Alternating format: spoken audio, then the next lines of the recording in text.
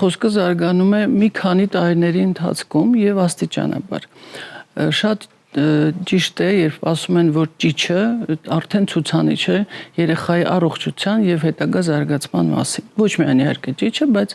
լոգոպեդական տեսանկյունից դա շատ կարեւոր է, այնուհետեւ երեխան սկսում է գղգղալ։ Աստիճանաբար արդեն գղղանքին միանում է եւ հետո փոխարինում է գղղանքը թոթովանքը։ Թոթովանքը աստիճանաբար զարգանում է, առաջանում են այսպես կոչված կեղծ բառեր, մոտավորապես 5-6-7 ամսականում այդպես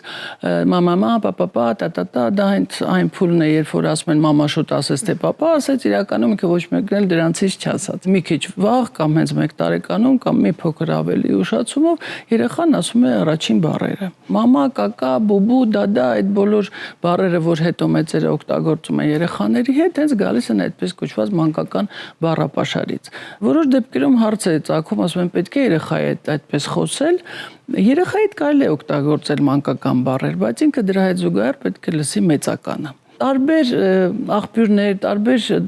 հեղինակներ, տարբեր գիտական դպրոցներ տարբեր քանակ են ներկայացնում, բայց եկեք հաշվենք, որ 10-ից մինչև 25 բառ 1 տարեկանում եւ աստիճանաբար այդ թիվը շատանալու է։ 2 տարեկանին մոտ երեխան ունենում է պարզագույն նախադասություն։ Մամա հաց, մամա ջուր կամ այնպիսի մի հատ մամա է ասում, որ մաման արդեն հասկանում է, որ ինքը ինչ որ բաներ ուզում ասել, այսինքն դա հենց բառ նախադասության փուլն է։ Արդեն իմաստային որոշակի հաղորդում։ Այո, միանշանակ դա իմաստային է եւ աստիճանաբար 2-ին մոտ, 2-ից արդեն իսկ ավել երեխան սկսում է խոսել նախադասություններով, խոսում է բարձ նախադասություններով, խոսում է քերականական սխալներով, դա շատ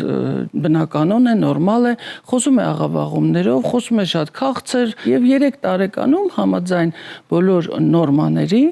բնականon զարգացման երեխան պետք է ունենա բարձ նախադասություններ, այսինքն ֆրազային խոսք։